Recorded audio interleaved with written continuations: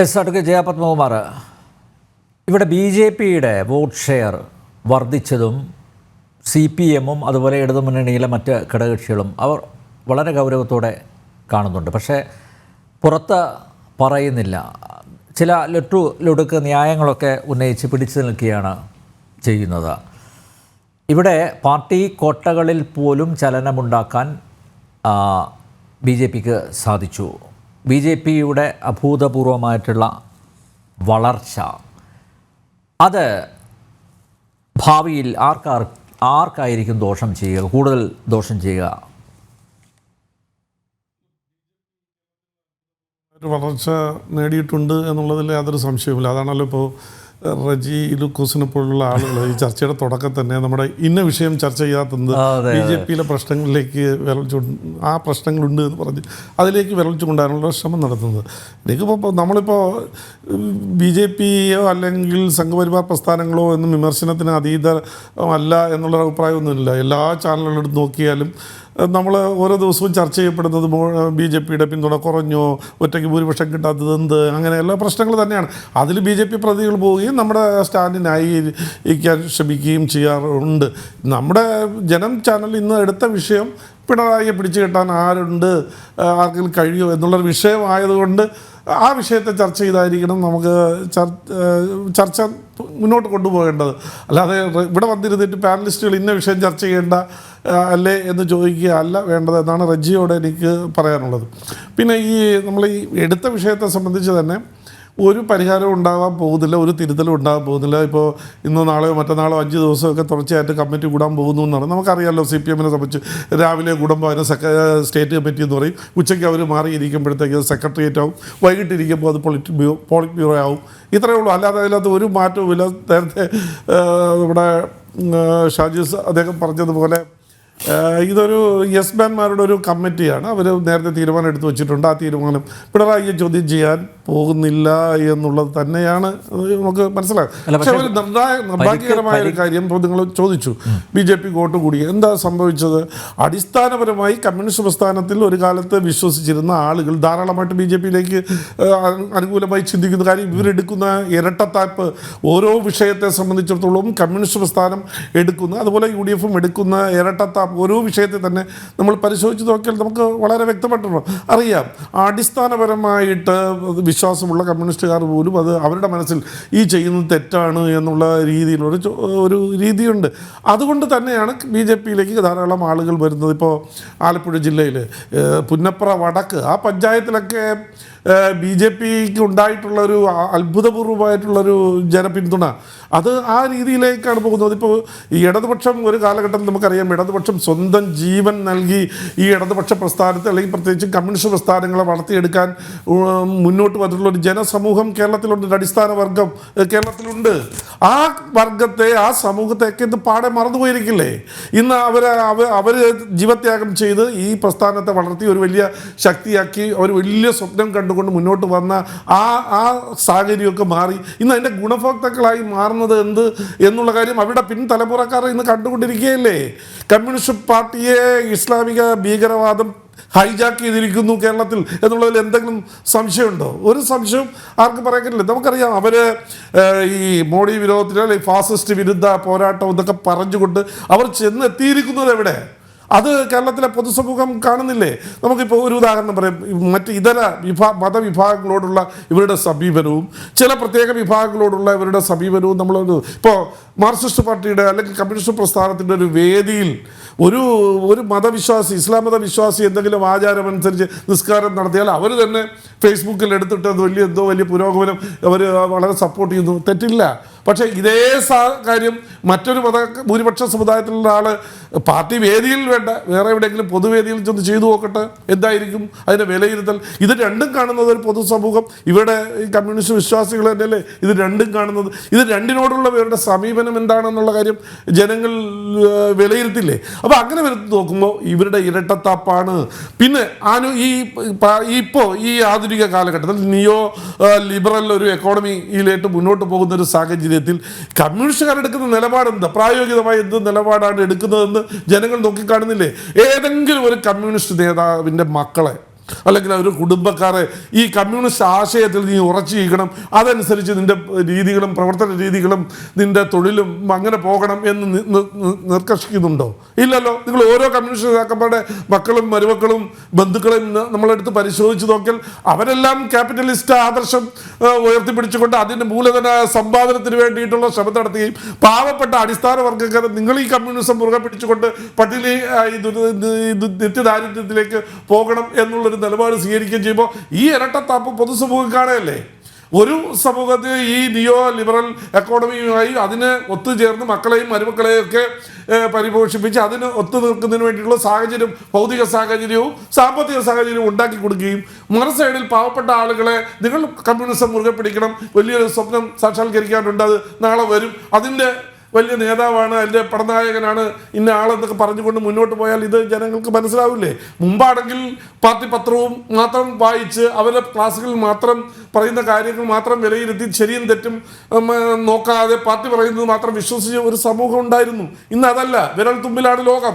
അവിടെ നടക്കുന്നത് ഇവിടെ നടക്കുന്നതും അപ്പുറത്തെ കമ്മിറ്റി നടക്കുന്ന എല്ലാ കാര്യവും അവൻ്റെ കൺമുന്നിൽ കാണുന്നതുകൊണ്ട് എന്താണ് ശരി എന്താണ് തെറ്റ് എന്നുള്ള കാര്യം എല്ലാവർക്കും മനസ്സിലാവുന്നുണ്ട്. അതുകൊണ്ട് ഈ കമ്മ്യൂണിസ്റ്റ് പാർട്ടിയുടെ ഈ പ്രത്യേകിച്ചും ഇടതുപക്ഷത്തിൻ്റെ ഈ ഇരട്ടത്താപ്പ് ഇന്ന് പൊതുസമൂഹത്തിൻ്റെ മുന്നിൽ വളരെ വ്യക്തമാണ്. അതുകൊണ്ടാണ് ഇന്ന് ഈ കമ്മ്യൂണിസ്റ്റ് പ്രസ്ഥാനം നഗ്നമായി പൊതുസമൂഹത്തിൻ്റെ മുന്നിൽ നിൽക്കുന്നത്. ഇവർ പറയുന്നത് ശരിയല്ല, ഇത് മുഖവിലക്കെടുക്കാൻ ജനങ്ങൾ തയ്യാറാകാത്തത് എന്നുള്ളത് കൊണ്ട് തന്നെയാണ് മാർക്സിസ്റ്റ് പാർട്ടി പ്രത്യേകിച്ചും ഇടതുപക്ഷത്തിൻ്റെ ഈ ജനങ്ങളുടെ വിശ്വാസം നഷ്ടപ്പെടുകയും മറ്റ് പ്രസ്ഥാനങ്ങളിലേക്ക് ജനങ്ങളുടെ വിശ്വാസം കൂടി വരികയും ചെയ്യുന്നത്. അതുകൊണ്ട് ഇത് തെറ്റ് മനസ്സിലാക്കി തിരുത്താൻ അവർ കഴിയുമോ എന്നുള്ളതാണ്. അത് കഴിയില്ല എന്നുള്ളതാണ്. ഒരുപാട് തെറ്റുതിരുത്തലൊക്കെ ഉണ്ടാക്കിയിട്ടുണ്ട്. ഒരുപാട് പ്ലീനങ്ങൾ കേരളത്തിൽ നടന്നിട്ടുണ്ട്. ഈ പ്ലീനങ്ങളിലും സമ്മേളനങ്ങളിലും സമ്പൂർണ്ണ സമ്മേളനങ്ങളിലൊക്കെ എടുക്കുന്ന തീരുമാനം പാവപ്പെട്ട പാർട്ടി അണികൾക്ക് മാത്രം ബാധകവും ഒരു തലത്തിലുള്ള ആളുകൾക്ക് ഇതൊന്നും ബാധകമല്ല എന്നുള്ള രീതിയിലേക്ക് മുന്നോട്ട് പോകുന്നിടത്തോളം കാലം ഒരു പരിഹാരവും ഉണ്ടാകുന്നില്ല. ഈ ത്രിപുരയിലും പശ്ചിമ ബംഗാളിലും ഉണ്ടായ അവസ്ഥ തന്നെയായിരിക്കും കേരളത്തിൽ കമ്മ്യൂണിസ്റ്റ് പാർട്ടിയുടെ അവസ്ഥ എന്നുള്ളത്. അല്ലാതെ ഇവരുടെ നയ വ്യതിയാനത്തെ ചോദ്യം ചെയ്യാൻ ആർക്കും കഴിയില്ല. അതിനാ നേതൃത്വത്തെ ചോദ്യം ചെയ്യാൻ കഴിവുള്ള ഒരാളും ഇന്ന് കമ്മ്യൂണിസ്റ്റ് പ്രസ്ഥാനത്തിൽ ഇല്ല എന്നുള്ളതാണ് സത്യം. ശ്രീ പാണ്ഡ്യാലശാജി, ശ്രീകുമാർ സാർ പറഞ്ഞതുപോലെ കേരളത്തിലെ ജനങ്ങൾ പിണറായിയെ പിടിച്ച് കെട്ടി. ഇവിടെ കമ്മ്യൂണിസ്റ്റ് വിരുദ്ധത എന്നതിനേക്കാൾ ഉപരിയായി അടിസ്ഥാനപരമായി പിണറായി വിരുദ്ധത ഈ തെരഞ്ഞെടുപ്പിൽ പ്രകടമായി. അങ്ങനെയല്ലേ അതിനെ വിലയിരുത്തേണ്ടത്? മാത്രമല്ല, ഒരു കാര്യം കൂടി ചോദിച്ചോട്ടെ. എന്തായാലും കമ്മ്യൂണിസ്റ്റ് പാർട്ടിയിൽ അല്ലെങ്കിൽ ഈ ഭരണത്തിൽ ചില തിരുത്തലുകൾ അനിവാര്യമാണ്. അത് അവർക്ക് ബോധ്യപ്പെട്ടിട്ടുണ്ട്, നേതൃത്വത്തിന് ബോധ്യപ്പെട്ടിട്ടുണ്ട്. അതുകൊണ്ടാണല്ലോ എം വി ഗോവിന്ദനെ പോലുള്ളവർ പരസ്യമായി പറയുന്നത് വലിയ തോൽവിയാണ്. അതുപോലെ പ്രകാശ് കാരാട്ട് അദ്ദേഹം പരാജയമാണ് എന്ന് ആവർത്തിച്ച് പറയുന്നു, തെറ്റ് തിരുത്തേണ്ടതുണ്ട് എന്ന് പറയുന്നു. ഇവിടെ പിണറായിക്ക് ഇനി എന്നായിരിക്കും വെളിപാട് ഉണ്ടാവുക? അല്ലെങ്കിൽ അങ്ങനെ അദ്ദേഹത്തെ മാറ്റി ചിന്തിക്കാൻ പ്രേരിപ്പിക്കുന്ന എന്തെങ്കിലും ചില ഘടകങ്ങൾ അത് ഈ സമീപകാലത്ത് ഉണ്ടാകുമോ?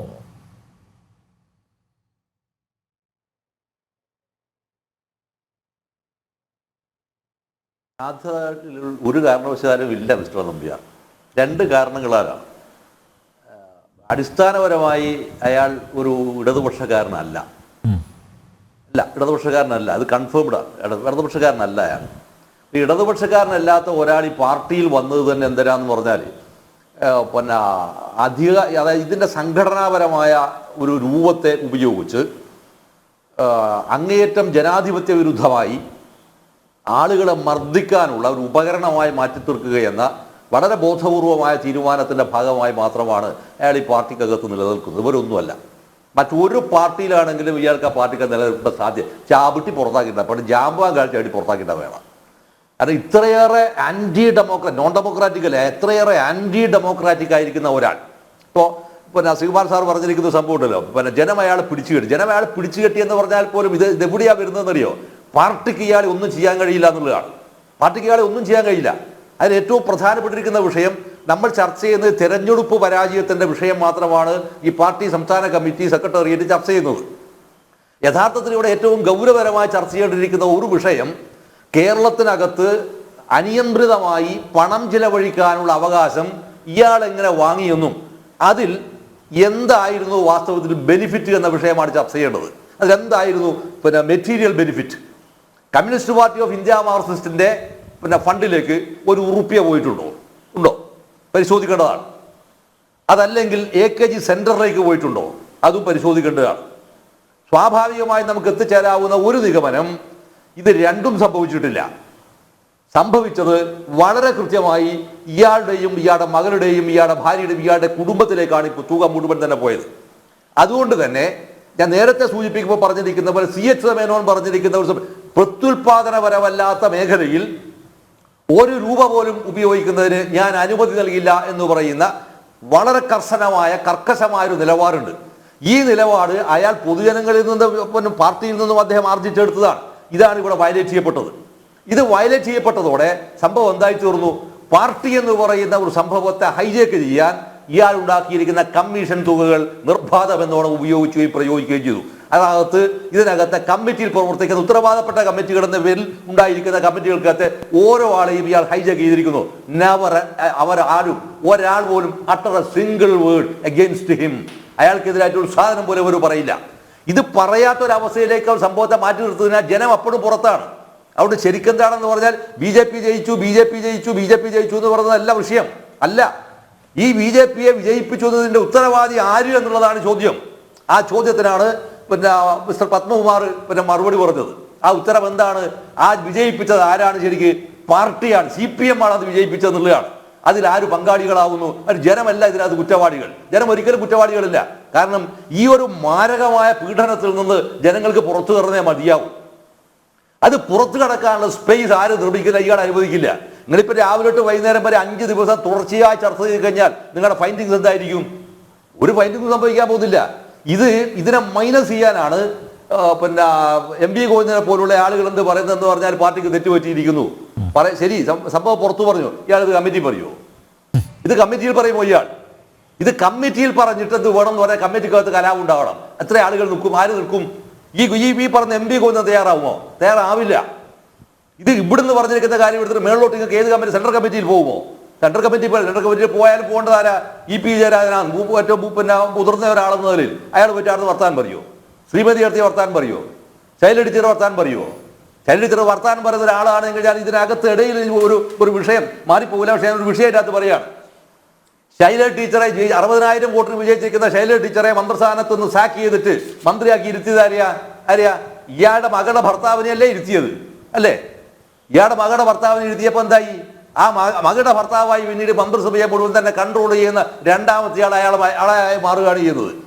ശൈല ടീച്ചർ എന്തിനാണ് പിന്നെ ഈ പാർട്ടിക്കകത്ത് നിന്നത്? എന്തിനാണ് ഈ സെൻട്രൽ കമ്മിറ്റി എന്തിനാണ്? അപ്പൊ ഈ ഒരു ചോദ്യം ചോദിക്കാൻ കഴിയാത്തൊരവസ്ഥ ഉണ്ടായിത്തീരുന്നു എന്ന് പറഞ്ഞാൽ പാർട്ടി സംഘടന എന്ന് പറയുന്ന സാധനം അത് അങ്ങേറ്റം നിർജീവമാണ്. ഒന്നുമില്ല, അത് പുറമെ കാണുന്ന ഒരു ഫ്രെയിം മാത്രമാണ്. അതിനകത്ത് ഒരാൾക്ക് കാരണം ശ്വസിക്കുക എന്നത് മാത്രമല്ലല്ലോ ജീവിക്കുക എന്നുള്ള അർത്ഥം, സ്ട്രഗിൾ ചെയ്യുക എന്നുള്ള സംഭവം കൂടി അത് ഇല്ലാതാക്കി തീർക്കുന്നു എന്നുള്ളതാണ്. ഇത് കമ്മീഷന്റെ വിഷയമാണ്. ഞാൻ മറ്റൊരു ഉദാഹരണം കൂടി ഞാൻ പറയട്ടെ. കേരളത്തിലെ ട്രാൻസ്പോർട്ട് കോർപ്പറേഷൻ വന്നു കഴിഞ്ഞാൽ സ്വാഭാവികമായിട്ടും ട്രാൻസ്പോർട്ട് കോർപ്പറേഷനകത്ത് KSRTCക്ക് ബസ് വാങ്ങുമ്പോൾ എന്താ പറയുക, ഒരു അംബാസഡർ കാർ സാധാരണക്ക് സബ്സിഡി ഫ്രീ കിട്ടും. അത് എന്നേക്കാൾ ഏറ്റവും മനോഹരമായി അറിയാവുന്ന ഒരാളാണ് ബഹുമാനപ്പെട്ട ശ്രീകുമാർ സാറ്. ഇത് കിട്ടിയപ്പോൾ ഇത് വാങ്ങാതിരിക്കുന്ന ഒരാൾ മാത്രമേ ഞാൻ കേട്ടിട്ടുള്ളൂ, ഒറ്റയാളെ ഞാൻ കേട്ടിട്ടുള്ളൂ. ആ കേട്ടത് ആരാണെന്ന് പറഞ്ഞാൽ ശങ്കരനാരായണ പിള്ള. പിന്നീട് അദ്ദേഹത്തിന്റെ പാർട്ടി BJP ലയിച്ചു എന്നോ മറ്റോട്ടാണ് ഞാൻ അറിഞ്ഞത്. കേരള ദേശം പാർട്ടിയോ മറ്റോ BJP ലയിക്കുകയോ മറ്റോ ചെയ്തത് തോന്നുന്നുണ്ട്. ആ ശങ്കരനാരായണ പിള്ള എന്ന് പറഞ്ഞാൽ അദ്ദേഹം മാത്രമാണ് അതിനകത്ത് പൈസ ഈ പറയുന്ന വാങ്ങിക്കാതിരുന്നത്. അത് വാങ്ങിയിട്ട് അദ്ദേഹം ചെയ്തെന്താന്ന് പറഞ്ഞാൽ തിരുവനന്തപുരത്ത് നന്തൻകോടിലുണ്ടായിരിക്കുന്ന അവരുടെ പാർട്ടി ഓഫീസിലേക്ക് ആ കാർ അയാൾ കൊടുക്കുകയാണ് ചെയ്തത്. ഈ കാണിക്കുന്ന സത്യസന്ധതയ്ക്ക് പകരം ഇയാൾ ഉപയോഗിച്ച പ്രയോഗം എന്ന കേരളത്തിനകത്ത് സർവ്വതിനും എന്ത് ചെയ്തു? സർവ്വതിനും ഈ പറയുന്ന ഇടപാടുകൾ നടത്തി. അതിനകത്ത് മുഴുവൻ പണമാണ് ഊറ്റിയത്. ഈ ഊറ്റുന്ന പണം ആരുടെ പണമാണ്? അത് കേരളത്തിന്റെ സമ്പദ്ഘടനയിലേക്ക് വന്നു ചേരുന്ന പണമാണ് ഊറ്റിയത്. ആ പണം ഉപയോഗിച്ച് ഇയാൾ ഒരു ഭാഗത്ത് കൊടുക്കുകയും തടുക്കുകയും ചെയ്തപ്പോൾ മറുഭാഗത്ത് അയാളുടെ നിലനിൽപ്പിന് ആധാരമായ ശ്രേണീബദ്ധമായിരിക്കുന്ന ഘടനയെ പൊളിറ്റിക് ബ്യൂറോ മുതൽ സാധാരണ നിലയിൽ ബ്രാഞ്ച് വരെ അയാൾ നിർമ്മിച്ചു എന്നുള്ളതാണ്. അതാണ് അയാൾക്കെതിരെ ഏറ്റവും വലിയ കുറ്റവിചാരണ. ഈ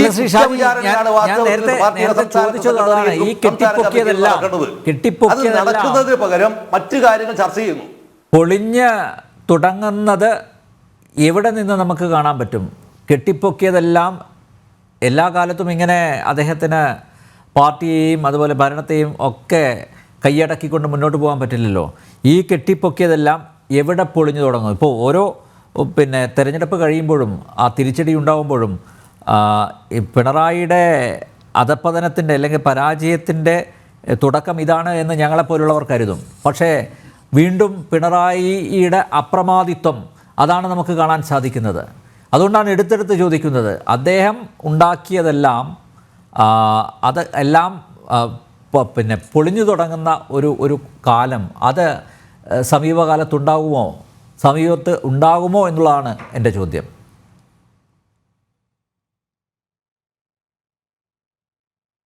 അത് വിദൂരമായിരിക്കില്ല. ഞാൻ നേരത്തെ ചർച്ചയുടെ തുടക്കത്തിൽ ഞാൻ പറഞ്ഞത്, ബംഗാളിൽ തിരിച്ചു വരാനുള്ള സാധ്യതകൾ ഉണ്ട് എന്ന പേരിൽ കൊല്ലത്തുനിന്ന് പോയിരിക്കുന്ന ഒരു പഴയ SFI സഖാവും കൂടിയായിട്ടുള്ള ആളാണ് വാർത്തകൾ ദേശാഭിമാനിയിൽ എഴുതിയത്. തിരിച്ചു വരുമെന്നുള്ള പ്രതീക്ഷ വയനക്കാരിൽ മുഴുവൻ തന്നെ അവർ ഉണ്ടാക്കുകയും ചെയ്തിട്ടുണ്ടായിരുന്നു.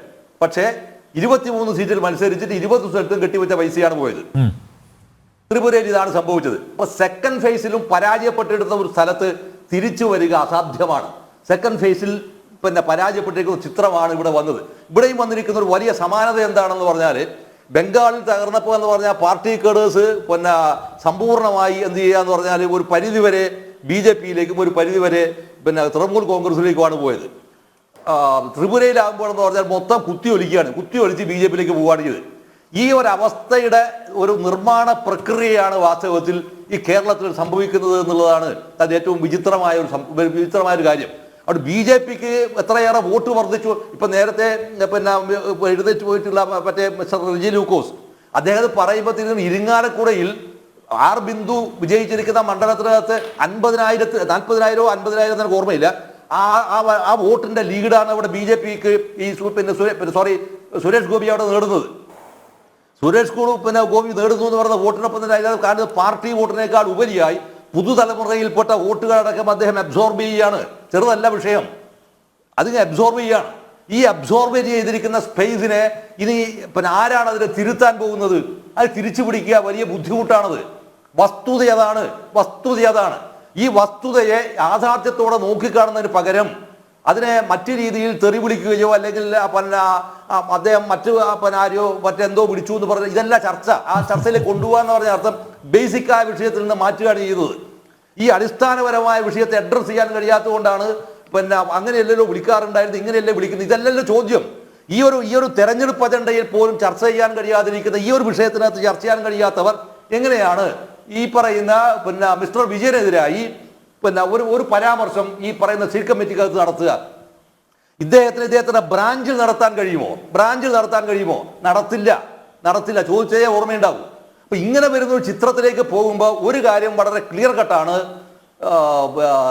CPIM എന്ന് പറയുന്നൊരു പാർട്ടി അതിൻ്റെ എന്താ പറയുക ആസന്ന മൃത്യുവിലേക്ക് അത് കടന്നിരിക്കുന്നു. ആസന്ന മൃത്യുവാണ്. അത് കഴിഞ്ഞു, സംഭവം കഴിഞ്ഞു. തിരിച്ചു വരാൻ മാത്രമുള്ള രാഷ്ട്രീയ ആയുധങ്ങളൊന്നുമില്ല. ഇവിടെ ഞാൻ ഒരു സംഭവം ഞാൻ പറയാണ്. തിരിച്ചു വരാനുള്ള ഒരു മെറ്റീരിയൽ വാസ്തവത്തിൽ ഇടതുപക്ഷ ജനാധിപത്യ മുന്നണിക്കുണ്ട് എങ്കിൽ ആ മെറ്റീരിയൽ ഇപ്പോഴും കയ്യിൽ കിടക്കുന്നത് ഒരു പാർട്ടിയുടെ കയ്യിൽ മാത്രമാണ്. അത് CPIയുടെ കയ്യിലാണ്. വേറെ ആരുടെ കയ്യിലും ആ സാധനം, ആ മരുന്നില്ല.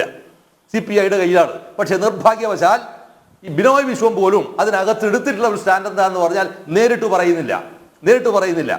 പക്ഷേ ബനിൽ നമ്പ്യാർ തന്നെ ഒരു തവണ ദിവാരൻ സഖാവിനെ ആയിട്ടുള്ള ഇന്റർവ്യൂവിനകത്ത് അതിൻ്റെതായിരിക്കുന്ന ഒരുപാട് സിംറ്റംസുകൾ വളരെ കൃത്യമായി അത് റിവീൽ ചെയ്യുന്നുണ്ട്. ഇങ്ങനെ വരാവുന്ന ഒരു ചിത്രം ഉണ്ടാകുമ്പോൾ മാത്രമാണ് ഒരു പൊളിറ്റിക്കൽ ഫോഴ്സിന് സ്പേസ് ഉള്ളത്. CPIM എന്നൊരു പാർട്ടിയിൽ നിന്ന് അതിൻ്റെ തലമുറയിൽ നിന്ന് ഒരിക്കലും സാധ്യമല്ല. ആ സാധ്യമല്ലാത്തതിൻ്റെ പ്രത്യക്ഷമായ ഉദാഹരണമാണ് കാലിക്കറ്റ് യൂണിവേഴ്സിറ്റിയിൽ നടന്നിരിക്കുന്ന തെരഞ്ഞെടുപ്പ്. ആ തെരഞ്ഞെടുപ്പ് വന്നതോടുകൂടി എന്ന സമ്പൂർണ്ണ നാശത്തിലേക്കാണ് പോകുന്നത്. സമ്പൂർണ്ണ നാശത്തിലേക്കാണ്. SFI എന്ന് പറയുന്ന സംഭവത്തെ പരിശോധിക്കാനുള്ള സ്പേസ് കൂടിയാണല്ലോ ആ തെരഞ്ഞെടുപ്പ്. DYFIക്ക് ഇത്തരം ഒരു സ്പേസ് ഇല്ല നമുക്ക് പരിശോധിക്കാൻ. അത് പരിശോധിച്ച് നോക്കിയാലാണ് അതിൻ്റെ കെട്ട് എടിയല്ല എളിയിട്ടുള്ളത് മനസ്സിലാവുള്ളൂ. അതിൻ്റെ കെട്ട് സർവ്വസ്ഥലത്തും പോയതാണ്. പാർട്ടിയുടെ കെട്ടെന്താണെന്നുള്ളത് പരിശോധിച്ചു. തെരഞ്ഞെടുപ്പിനകത്ത് വളരെ കൃത്യമായി ബോധ്യപ്പെട്ടു. പാർട്ടിയുടെ കെട്ടിളകിപ്പോയി, SFIയുടെ കെട്ടിളകി. പിന്നെ ഇടകാതെ കിടക്കുന്ന ഒരു മിഡിൽ ലെയർ എന്ന് പറയുന്നത് ആരാണെന്ന് പറഞ്ഞാൽ DYFI മാത്രമാണ്. ആ ഡിവൈഎഫ്ഐയുടെ ലെയറും ഇതുപോലുള്ള എന്തെങ്കിലും തരത്തിലുണ്ടായിരിക്കുന്ന ഒരു ഒരു ഒരു ഒരു ഒരു ഒരു ഒരു എന്താ പറയുക ഒരു പരീക്ഷണം നടത്തുകയാണെങ്കിൽ ആ പരീക്ഷണത്തിന് അവർക്ക് സാധ്യമാവില്ല. അപ്പൊ ഇങ്ങനെ സമ്പൂർണമായ നാശത്തിലേക്ക് ഈ ഇടതുപക്ഷ ജനാധിപത്യ പ്രസ്ഥാനത്തെ, പ്രത്യേകിച്ച് CPIM-നെ നശിപ്പിച്ചിരിക്കുന്ന ഒരാൾക്കെതിരെ പാർട്ടി നടപടിയെടുക്കുക അസാധ്യമായതുകൊണ്ട് തന്നെ ഇതിനെ മരണത്തിന് കീഴടങ്ങാൻ വിട്ടുകൊടുക്കുകയല്ലാതെ ഇവരുടെ മുന്നിൽ മറ്റൊരു മാർഗവുമില്ല എന്നുള്ളതാണ് എൻ്റെ ഒരു വ്യക്തിപരമായിരിക്കുന്ന ഒരു അഭിപ്രായം. ഇത് മുഴുവൻ തന്നെ വരുത്തി വെച്ചതിനകത്ത് സത്യത്തിൽ ഞാൻ ആലോചിച്ചാൽ തിരിച്ചു പറയട്ടെ, VS അച്യുതാനന്ദന് സത്യത്തിൽ ഇപ്പോഴും അദ്ദേഹത്തിന് ഒരു മുഖ്യമന്ത്രിയായി ഇരിക്കാനുള്ള ആരോഗ്യം സമ്മതിക്കുമെങ്കിൽ അദ്ദേഹത്തെ കൊണ്ടുവന്ന് ഇരുത്തുകയാണ് ആര് ചെയ്യേണ്ടത്? പാർട്ടി ചെയ്യേണ്ടത്.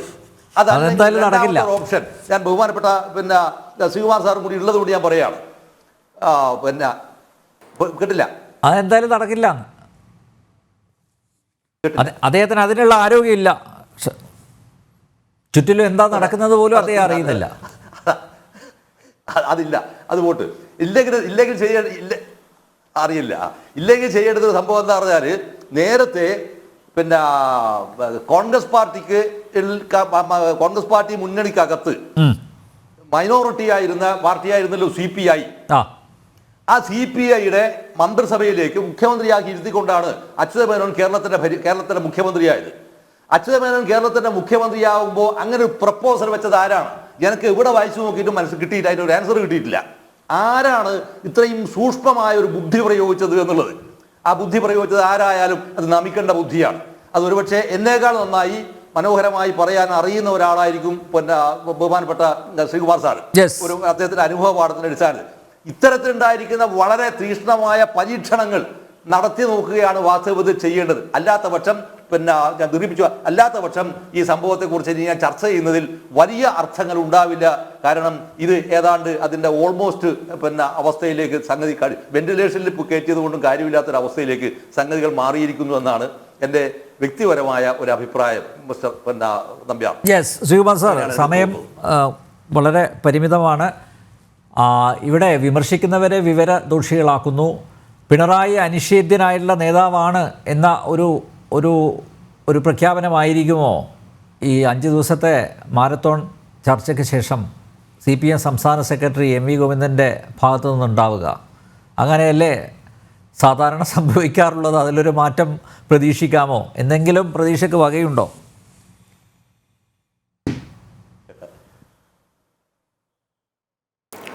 അല്ല, അവർ എന്തെങ്കിലും ചില നിർദ്ദേശങ്ങളൊക്കെ മുന്നോട്ട് വെച്ചേക്കും. കാരണം ജനങ്ങളെ ഒന്ന് പാർട്ടി പ്രവർത്തകരെ ബോധ്യപ്പെടുത്താനായിട്ട്. ഇപ്പം പാർട്ടി സർക്കാർ ഏകോപന സമിതിയെന്നോ അല്ലെ പാർട്ടി സർക്കാർ ഏകോപനം ഉണ്ടായില്ലെന്നോ അങ്ങനെ എന്തെങ്കിലുമൊക്കെ അവർ കൊണ്ടുവരും. പക്ഷേ ഇതിൽ അടിസ്ഥാനപരമായിട്ടൊരു കാര്യം, ഇവിടെ CPI എന്ന സംഘടന അവർ വളരുന്നില്ല. കഴിഞ്ഞ 8 വർഷമായിട്ട് CPIക്ക് വളർച്ച ഉണ്ടാകുന്നില്ല. അവർ ഭരണതലത്തിലുണ്ട് എന്നുള്ള ശരി തന്നെയാണെങ്കിലും അവർ പ്രാദേശിക തലത്തിൽ CPI മന്ത്രിമാരുണ്ടെങ്കിലും കാര്യങ്ങൾ നടത്തുന്ന CPMകാരാണ്. അപ്പോൾ പാർട്ടി വളരുന്നില്ല എന്ന് തോന്നിയുകൊണ്ടാണ് കാനം രാജേന്ദ്രൻ 2021 ഈ ഇടതുപക്ഷ വേണ്ടിക്ക് തുടർഭരണം കിട്ടിയില്ലെങ്കിലും കുഴപ്പമില്ല എന്നുള്ളൊരു ഒരു അഭിപ്രായത്തിലേക്ക് അദ്ദേഹം എത്തിയെന്ന് പറഞ്ഞിട്ടുണ്ട്. പിന്നെ മറ്റൊരു കാര്യം എന്താ വെച്ചാൽ LDF എന്ന് പറയുന്ന സംവിധാനം ഇന്നില്ല. അത് വീണ്ടും പുനരുജ്ജീവിപ്പിക്കണം. അതിൻ്റെ കൺവീനറെ EP ജയരാജൻ അദ്ദേഹം ഒരു കാര്യവും പറയാറില്ലെന്ന് നമുക്കിപ്പോൾ അറിയാവുന്ന കാര്യമാണല്ലോ. ഇതൊക്കെ വെച്ച് നോക്കുമ്പോഴാണ് ഞാൻ പറഞ്ഞത്, അതായത് കോൺഗ്രസിനെ സംബന്ധിച്ചിടത്തോളം നേരത്തെ റെജി ലൂക്കോസ് പറഞ്ഞ പോലെ കോൺഗ്രസിൽ അടിയുണ്ടെന്നുള്ള സത്യമാണ്. തൃശ്ശൂര് അടിയുണ്ടായത് തെരഞ്ഞെടുപ്പിന്റെ പേരിലല്ല, അത് വേറെ ചില കാര്യങ്ങളുടെ പേരിലാണ്. പക്ഷെ നടപടിയെടുത്തു. പ്രസിഡന്റും UDF കൺവീനറും അവിടുത്തെ ജില്ലാ ചെയർമാനും രാജിവെച്ചു. ആ പാർട്ടിയുടെ വഴിക്ക് പോകുന്നു എന്നുള്ള സത്യമാണ്. പക്ഷെ ഇതിലിപ്പോൾ ജില്ലാ കൗൺസിലുകളിൽ CPI ഉണ്ടാകുന്ന വിമർശനം നോക്കണം. അത് CPI ജില്ലാ കൗൺസിലുകൾ വഴി വിമർശിക്കുകയാണോ എന്ന് നമുക്കറിയില്ല. കാരണം അങ്ങനെ ഒരു സൂത്രം ഉണ്ടല്ലോ. പിന്നെ വേറൊരു കാര്യം, CPM ഭയന്നു എന്നുള്ളത് സത്യമല്ലേ ഷാനിൽ നമ്പ്യാർ? CPM ഭയന്നതിന്റെ തെളിവാണ് 2 രാജ്യസഭാ സീറ്റുകൾ അവർ അടിയറ വെച്ചത്. ഒന്ന് കേരള കോൺഗ്രസിനും ഒന്ന് CPIക്കും. ആ ഭയം അവരെ ബാധിച്ചതിന്റെ കാരണം എന്താണ്? ഈ തോൽവിയാണ്. അപ്പൊ ഭയന്നു എന്നുള്ള സത്യമാണ്. അതുകൊണ്ടാണ് പിണറായി വിജയൻ മുന്നണി യോഗത്തിൽ ഒരു കാര്യം പറഞ്ഞു എന്ന് കേട്ടു. എന്താണ്? ഇനിയുള്ള രാജ്യസഭാ സീറ്റ് റൊട്ടേഷൻ അടിസ്ഥാനത്തിൽ കൊടുക്കാമെന്ന്. കാരണം അത് RJD നിലനിർത്താനാണ്. RJD പോകുമെന്നുള്ള ഭയം കൊണ്ടാണ്. എന്ത് റൊട്ടേഷൻ? ഇവരാണോ തീരുമാനിക്കുന്ന അടുത്ത കൊല്ലം അടുത്ത ടേമിൽ ഇവർ അധികാരത്തിൽ വരുന്നുള്ളത്? അപ്പോൾ അവിടെ എന്ത് റൊട്ടേഷനാണുള്ളത്? അപ്പോൾ പാർട്ടി ഭയന്നു എന്നുള്ളത് വളരെ സത്യമാണ്. കാരണം 2 രാജ്യസഭാ സീറ്റ് പോയത് നിസ്സാര കാര്യമാണോ? CPM-നെ സംബന്ധിച്ചിടത്തോളം 2 കേന്ദ്ര കമ്മിറ്റി അംഗങ്ങൾക്ക് സ്ഥിരമായി കേന്ദ്ര കമ്മിറ്റിയിൽ പോകാനുള്ള അല്ലെങ്കിൽ പോളിറ്റ് ബ്യൂറോയിൽ പോകാനുള്ള അവസരമൊക്കെ നിഷേധിക്കപ്പെടുകയാണ് അവിടെ. രാഷ്ട്രീയ കക്ഷികളിലെ അങ്ങനെ സംവിധാനം ഉണ്ടല്ലോ. അപ്പൊ അതുകൊണ്ടാണ് ഞാൻ പറഞ്ഞത് പാർട്ടി ഭയന്നിരിക്കുന്നു. അപ്പൊ പ്രവർത്തകർ ഇടഞ്ഞിരിക്കുന്നു. അവരെ സമാധാനിപ്പിക്കാനായിട്ട് എന്തെങ്കിലും ഒരു നടപടിക്രമം ഈ പാർട്ടി മുന്നോട്ട് വെക്കും എന്ന് തന്നെയാണ് ഞാൻ കരുതുന്നത്. അല്ലെങ്കിൽ ഈ പാർട്ടിയിൽ നിന്നും പ്രവർത്തകർ വീണ്ടും പിന്നാക്കാൻ പോകുന്നു. മാത്രമല്ല പോരാളി ഷാജിമാർ കൂടുതലായിട്ട് ഉണ്ടാവുകയും ചെയ്യും. അവർ കടന്നാക്രമിക്കുകയും ചെയ്യും. എന്തായാലും കേരളത്തിലെ ജനങ്ങൾ പിണറായിക്ക് ഒരു പ്രഹരം നൽകിയിട്ടുണ്ട്. പക്ഷേ പിണറായിയെ നിയന്ത്രിക്കാൻ അല്ലെങ്കിൽ പിണറായിക്കെതിരെ സംസാരിക്കാൻ കെൽപ്പുള്ള ആരെങ്കിലും CPM സംസ്ഥാന സെക്രട്ടേറിയറ്റിലോ സംസ്ഥാന സമിതി യോഗത്തിലോ ഉണ്ടാകുമോ എന്ന് നമുക്ക് കാത്തിരുന്ന് കാണാം. ജനൻ ഡിബേറ്റ് ഇവിടെ പൂർണ്ണമാകുന്നു. ചർച്ചയിൽ പങ്കെടുത്ത എല്ലാ അതിഥികൾക്കും നന്ദി. ഒപ്പം പ്രേക്ഷകർക്കും.